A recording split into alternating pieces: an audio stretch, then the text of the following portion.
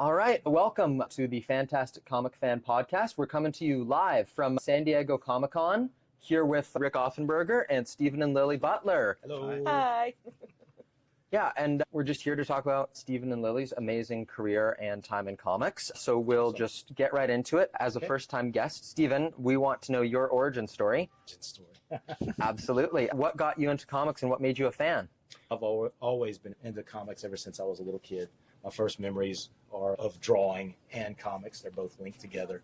My first memories of drawing were also my first memories of pain because I would draw on my mom's walls. And so but I must have been good because I never remember being without crayons and pencils and pens for the rest of the time. She redirected you. Here, stop drawing on the wall, son. Draw on a piece of paper. So anyway, that's my origin story going way back. Yeah, and Lily, what about you? Honestly, the same thing, just way later. She didn't draw on the walls. That was the only. She drew on my work. Do you want to tell that story? She said, "I'm here to help you, Dad." It was a commission that I was doing for a guy, like a pinup, it's an indie book.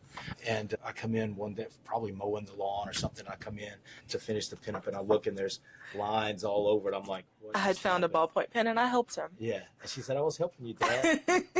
I was like, maybe 3? I finished that job, but it was the job that I finished that was most full of whiteout. So, but anyway, yeah. But yeah, She was like maybe 3 or 2, something. Big enough to hold a pen, not old enough to know better. But the same, I remember drawing and comics were my bedtime story when I was little, so I don't remember a life before I was drawing or I was reading comics. I read Casper the Friendly Ghost to her as bedtime stories, as well as Dr. Seuss books, but I read a lot of, for whatever reason, I don't know, but I read a lot of Jack Kirby monster comics to her. So Fin Fang Foom, and she knew who Groot was way before He was in Guardians of the Galaxy. And Mad Magazine. Yes, read a lot of Mad to her, so she got the humor at a very... And now you're both very famous in the comic scene, but for those that don't know, do you want to tell us just a little about yourselves, your careers, what you're working on now? Okay, you want me to back up to the start? Genesis. I'll try to keep it, because I've done a lot over the years, so I'll try to keep it as concise as I can. I started in the comic industry in 1989. I just graduated from college. We're both from Mississippi, Gulf Coast area, and I went to the University of Southern Mississippi to get my Bachelor of Arts degree.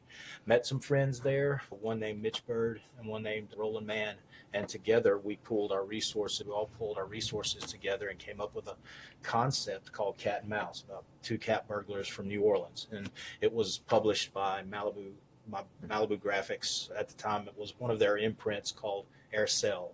And I think it went 20 issues maybe. Yeah, I bought a couple of the newer ones off of Roland a few months ago. Roland has revived. We created a line called Silverline. Roland has since recently, within the last 10 years, he has revived that line and is doing new cat and mouse titles. I'm not involved with it. I totally support everything that he's doing. But that's how we got started. That's how we got our feet into the industry. But I started, my actual first assignment was with First Comics, which was a pretty big indie publisher back then. And I drew a book called The Badger with Mike Barron as the writer of Nexus and Fame, and worked on that for about 2 years. And then I moved right from there. They declared bankruptcy in 91, I think it was. And then I moved directly into Marvel at the time. And I started doing all kinds of stuff for Marvel. I call it working in the trenches, where you're doing fill-in comics, or what they call inventory stories, a story that you draw and they put it in the drawer until they need it if there's in case someone misses a deal. And so I did a bunch of those in 91, and at the end of 91 I got my big break, and I got my own series to draw, and it was a book called Silver Sable and the Wild Pack. Silver Sable was a female mercenary character that spun off from the Amazing Spider-Man, and I did that for 3 years. And then I got the call to come over to the Spider-Man office. I did the Web of Spider-Man.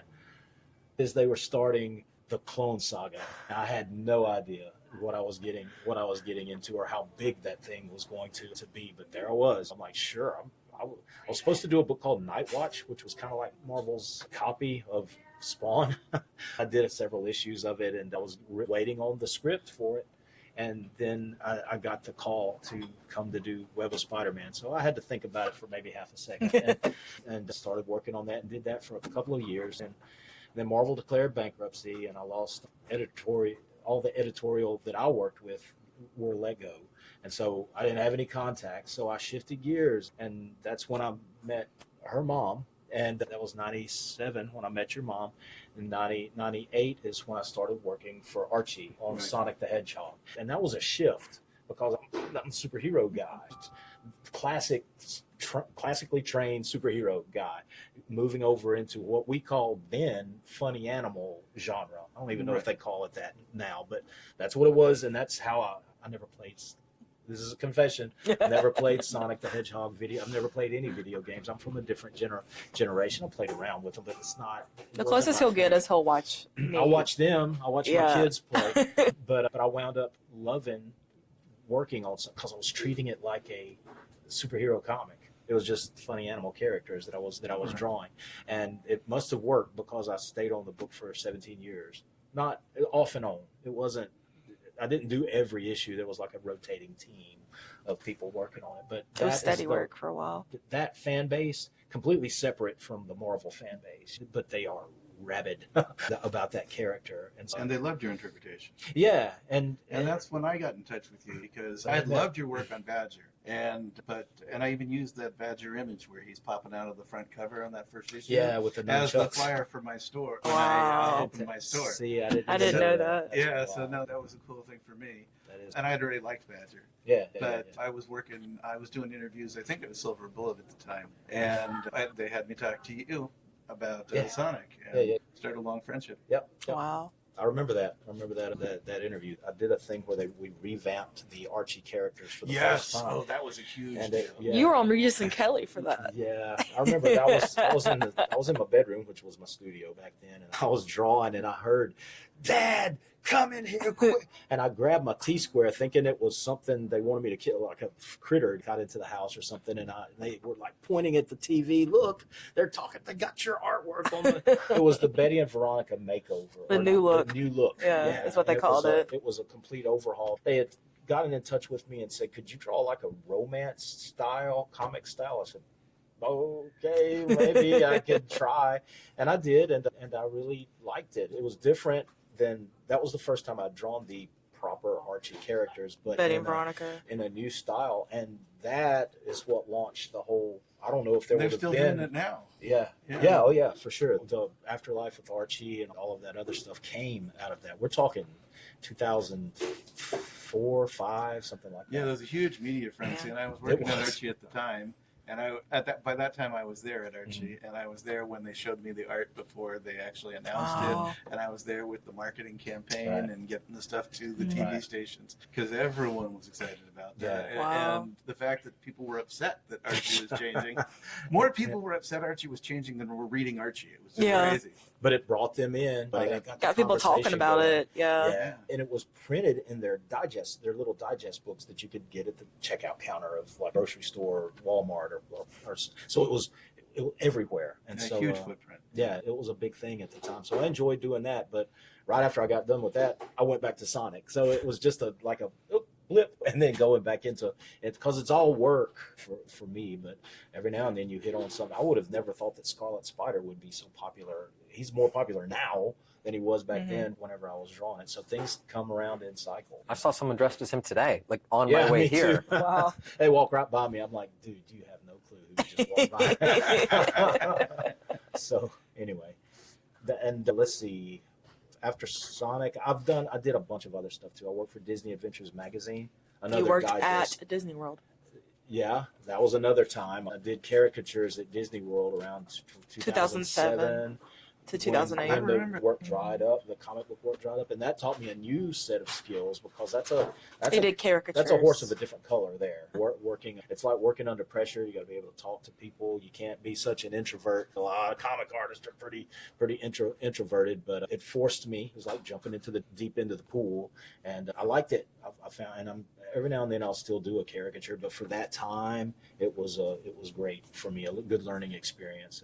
And we were up in Florida, and then we decided to come back home, and then you were at the local flea market, set up doing caricatures. And you did that for what, maybe a year? It's a couple of years, yeah. Before we dragged you kicking and screaming onto Facebook. Yes, that's what changed everything, was when they did that. I didn't want to go because I was strictly working traditionally, but with their help, I was able to get online and got on Facebook, and I found, wow. You realize you have more fans than you knew. I got a base that I didn't know existed, and then I started doing private commissions for people, and still do that as well. But then the comic book business started picking up again, and that's when I started doing this work right here that you wanted to talk about. Oh, there we go. So I'm going to let you lead into this while I hold it up. Fantastic. I was going to say, but to digress, one of my favorite of your books is what I think is a truly underrated graphic novel, which you did with the very talented Barry Gregory for Gallant Comics. Yes. And that is John Amen, Amazing Man. Yes. And just because it's so underrated, I was hoping you could just tell us a bit about this comic, what your role was in both the creative and the artistic process, a bit about the story and the legacy and maybe even the future. Okay, sure. Sorry, that's a lot to throw at you, but I really love this book. I got it. And if I miss something, she'll, because she can compartmentalize that kind of stuff better than me. John Amen, Amazing Man was a comic that came out basically because two old friends wanted to work together. That's as simple as it can. Well, you've known Barry since college. I've known Barry since college. He's another Mississippi boy that moved to Orlando along with my other friend, Thomas Floramonte, who also worked on this as an inker. And they co-own and run Kablam Digital Printing Services and cover pretty much, they print a lot of indie comics for people. In fact, I did the artwork for their Kablam ad that's printed on the back of most of the comics that are printed there. The one with the overalls and the ball cap? Oh, awesome. Yes, there you go. I call her Katie, but she doesn't really have a name, but she's Katie to me. And so that piece of art probably has seen more publication. That's probably more famous than anything else I've ever done. And nobody, well, now you know. You heard it here first. But I talked to Barry about what to do because we knew we wanted to do a superhero thing together. And I didn't know it was going to turn into this. At first we just talked about doing a one-shot 22-page type thing, and it just grew and grew because he said, "What do you think about public domain characters?" I'm like, I know there's a lot of them out there, and we found a website that has that I think it was just public domain superheroes, but it had a list of all of the characters that are in the public domain. And there were some that were iffy. We stayed away from them, and we wanted to make sure that we weren't going to be getting into any kind of hot water with anybody. And we went back to John Amen. I said, this guy right here, this John Amen, Amazing Man, he's our guy. If we're going to do anything, we need to do something with him because he's got everything going for him. It was created by Bill Everett, the guy that created Submarine, and so many other very well-known, highly touted comic artists from the golden age that worked all the way up through the 70s.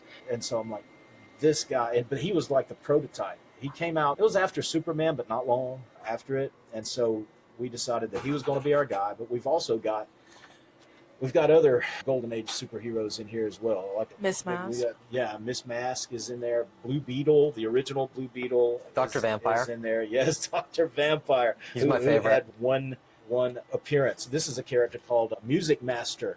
And Barry said, I know he sounds silly, but I promise you, you're going to love him whenever it's, and he's my favorite out of all, just because of the way Barry wrote him and I was able to, you drew him basically cool. I turned him into Green Lantern, except he uses music instead of a ring for his powers. And there's just so much. The Heap, this is the Heap from Airboy Comics. Kind of redesigned him a little bit, but he's in there. Captain Battle, who was Barry kind of mixed him with another character called the Magic Agent. And he's in this whole book, but he's in disguise most of the time until the very last issue.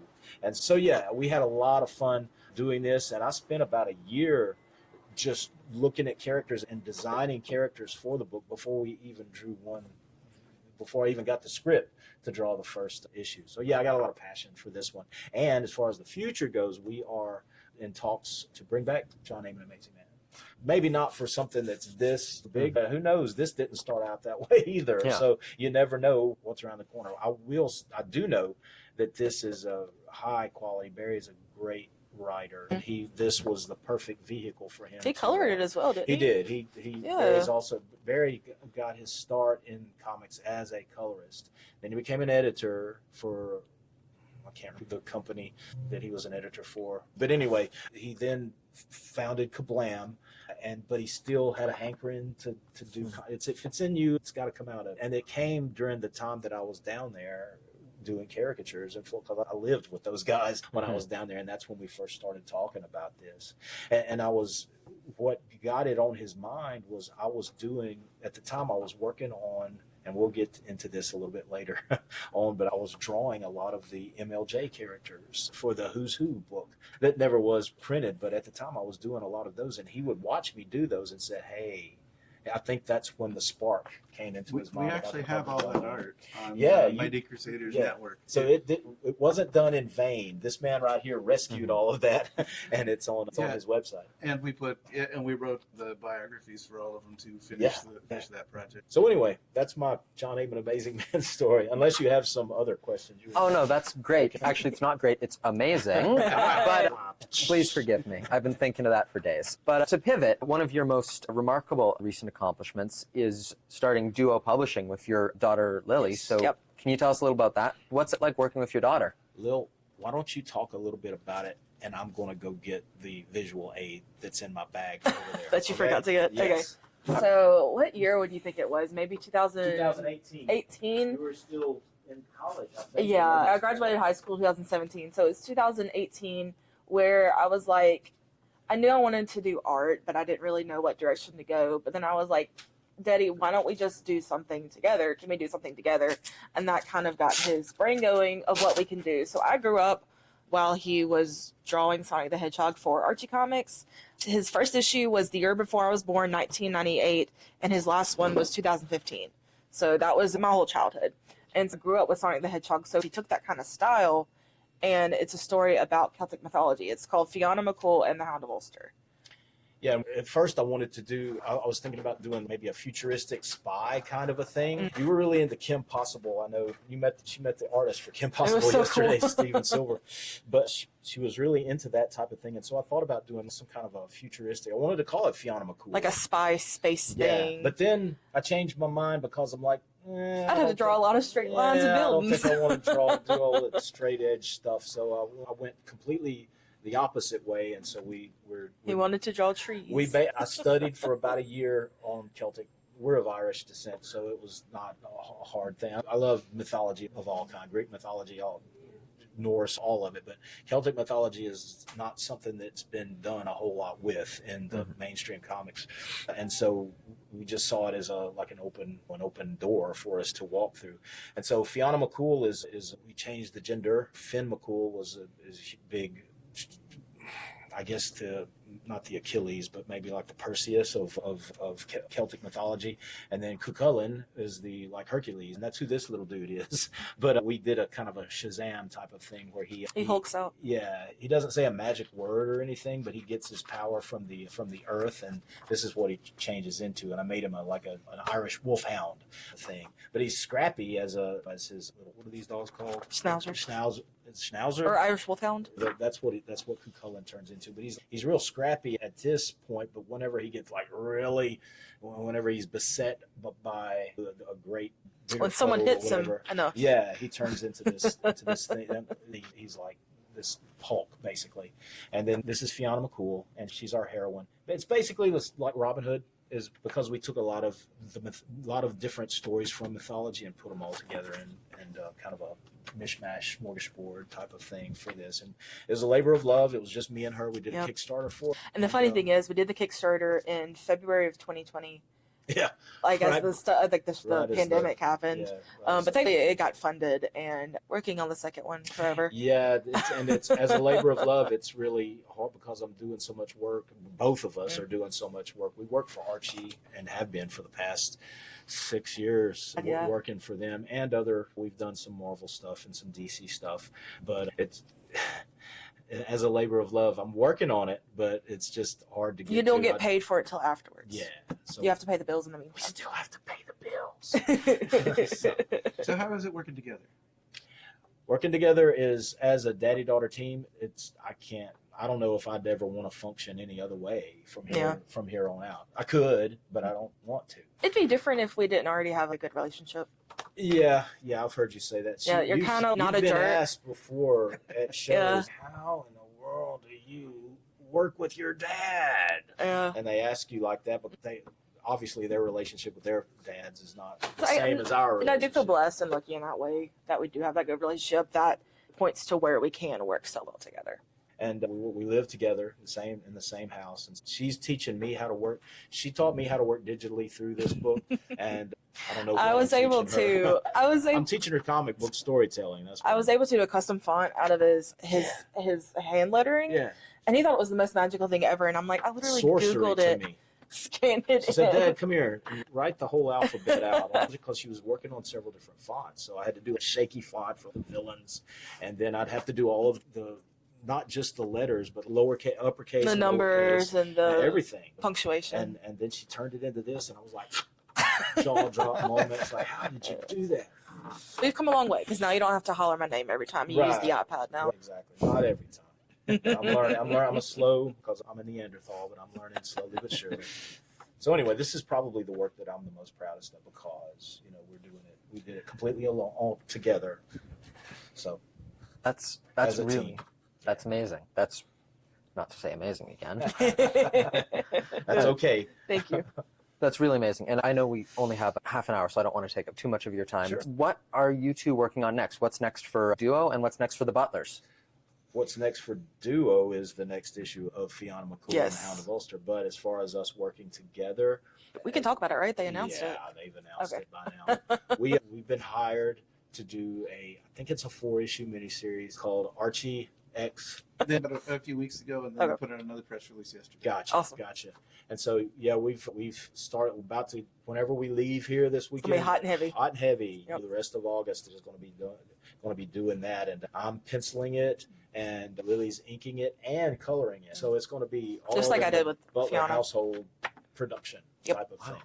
So that's what we're doing with that. We do a fair amount of conventions. We do at least one a month. We do a lot of conventions. I've had to been like, we're not doing any past this because we need to actually work on the comics, because it takes a lot, because you're not only focused on actually being there, and especially for me, I have to make product for the conventions, because I'm not just selling comics when it comes to conventions. Most of my stuff is handmade. She makes pins, buttons, and keychains and stickers, and it's just a lot of people who do conventions. They know what it's like. Can I talk about that a little bit? The convention, the whole convention thing. Please. We do conventions, and she started tabling with me. What I mean, she started setting up and doing sketches. What year do you think I started that? 2000? You were little. You were not even in high school. I when you was. started that. But that was at Pensacon. Was the first time. Yeah, I was allowed to split your table, and I had my little 3-ring binder full of stuff I would draw during that class and stuff. But now she's her own guest. And through my Archie work, since I'm a professional now, I can have my own table. I can be my own guest. And so we butt our tables together. And our crowds are completely separate. I'm like an old school, traditional comic artist. And so I attract the crowd that's into that type of thing. She, on the other hand, attracts, if there's a cosplayer in that, they're coming to her booth at that con, and she does extremely well. But most of the time, there's a little bit of overlap, people that would buy from me and buy from her, but not a lot. There's some people most of the time, if it's like a family that come, that buy her, they don't care. They're going right to her for her stuff, and that's okay. Yeah, that I'm happy. I'm not jealous at all. So we do a lot of shows. That takes up a lot of time. Yeah. And so pretty much that takes up literally all of our time doing the shows and then doing the comics that we do. So, and you've been doing covers for me for 7 years. G-Man Comics started when was that? 2019. 2019. Wow. Yeah. I don't know. I've lost count of how many. I think I started doing the covers for you around the same time I started doing I do homage covers for Brian Polito's comics. Really? It started at the same time? We started around the same time. I love the Steranko one you did for Lady Death. It's always stuck in my head where it's Captain Death. Yeah, it's the. I've done 2 of those, I think, that were based on one of the Steranko Captain America covers. But the latest one, I'm doing a signing for. It's like an exclusive here. Is the Absolute Batman cover, and I think he's already sold out. At least that's what his post said last night. We'll see. I'm you have a signing there later today. At 3. That's awesome. To sign whatever. But anyway. I think that brings us up to date as far as what's going on. Unless any of you have any final thoughts, anything else you want to talk about? Yeah. It's wonderful to sit here with the two of you and see how happy you are together and how well you work together and that you get to work together. You're doing some coloring books too, right? We are. That's something that we just started. That's something that's been on my mind and my heart that I wanted to do for a long time because my kids were so much into coloring as a kid. And I know that the coloring books have come around, and it's like you hear the term adult coloring books with all this really intricate line work. I'm not really interested in that. I want to do classic style coloring books, but I want to do the kind of material that I want to do. We're working on a Halloween themed one right now. A Halloween themed one. And dinosaurs. We'll do dinosaur, Greek mythology. There's so many things that I'm interested in that's outside. So many ideas, so little time. Yeah, it's just fitting all of that in. But the Halloween one we want to get to have out by, and we're doing the same thing we did with Fiona. We're self-publishing it, and it'll be available through just something us at Comic Cons. Yeah, we're working on we don't have it yet, but we're working on a website. Yeah, it'll come whenever we get it done. No guarantees, but we know the importance of it. Yes. So anyway.